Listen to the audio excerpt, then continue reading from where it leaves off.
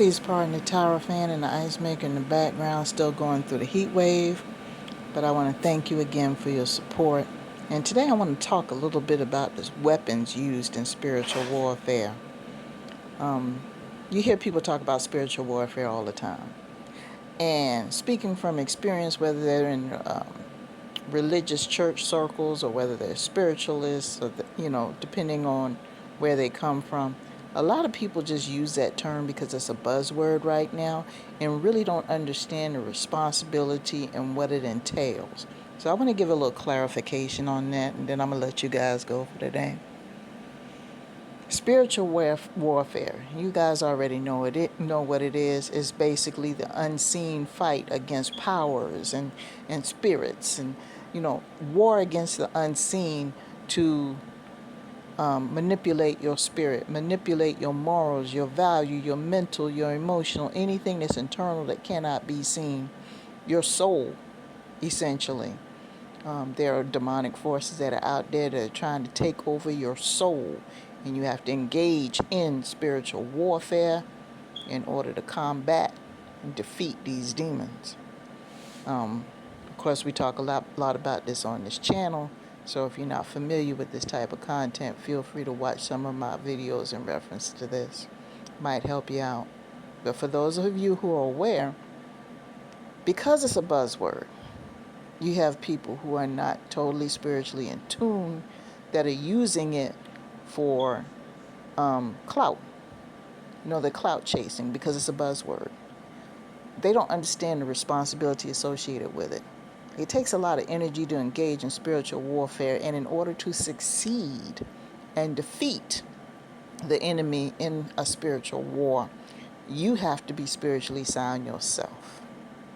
You have to have a strong spiritual foundation, whether it's from religion or tradition or spirituality. You have to have some kind of relationship with your higher power on a level where it's so personal, where you can take on that power anytime that those spirits are present. You're able to battle them. And a lot of people who talk about spiritual warfare, they don't know the first thing about having any spiritual tools to use to fight. I mean, have you ever heard of anybody going into a military conflict without any weapons with an adversary?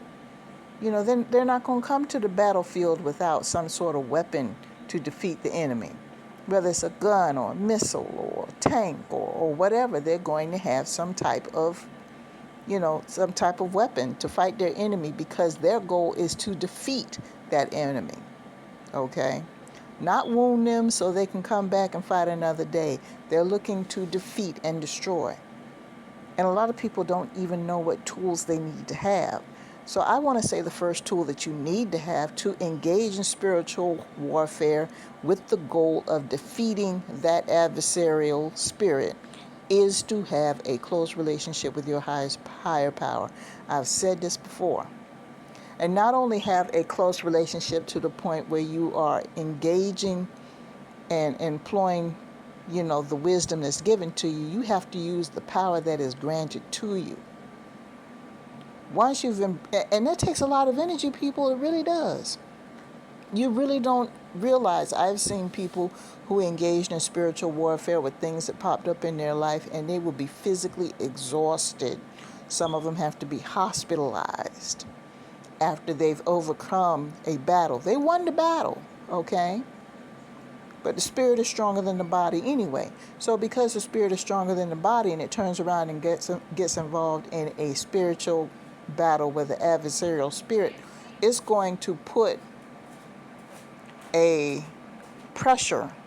It's going to put a strain on that person's body. And sometimes people are exhausted after they do this. So that would be the first thing. If I come up with anything else in regards to what other weapons you need, then I'll let you know. I think I'm going to do this in multiple parts. But we have to be aware of what weapons we need to use. And this is the caveat. This is the funny part about it. Each battle requires a different weapon sometimes. And that's another mistake that a lot of people make in spiritual warfare. They use the same weapons in every single battle. A good soldier has to analyze and strategize and and look at the whole scenario with each battle that they go in. They don't use the same weapon in every single battle because they're trying to win. And you have to understand in this life that if you want to win a battle, you have to understand that you can't use the same weapons in every single battle you come across, because every single battle is going to be different. And having a close relationship with Spirit will help employ you with the tools that you need every time something comes up. And it might take a while to overcome that battle. That's okay. At least you know you're not alone. See? You have that understanding that it's temporary. You have that understanding that it's not going to break you and that there's a lesson to be learned. You understand that it's going to make you stronger, so that way if anything comes close to being similar to that in the future, you got this. But if you don't have that relationship, no. Spiritual warfare is just a buzzword for you. You don't understand what's going on, and you darn sure don't have the energy to deal with it. So there's a couple of things I thought I would just share with you. Understand that when you're engaging in spiritual warfare, it's going to take time, it's going to take weaponry, and it's going to take a lot of energy. And if you don't have those three things, you will not defeat the adversarial spirits. You just won't. And I hate to see that happen to you guys. So make that connection as soon as you can today. With that being said, I'm going to go ahead and let you guys go. Peace.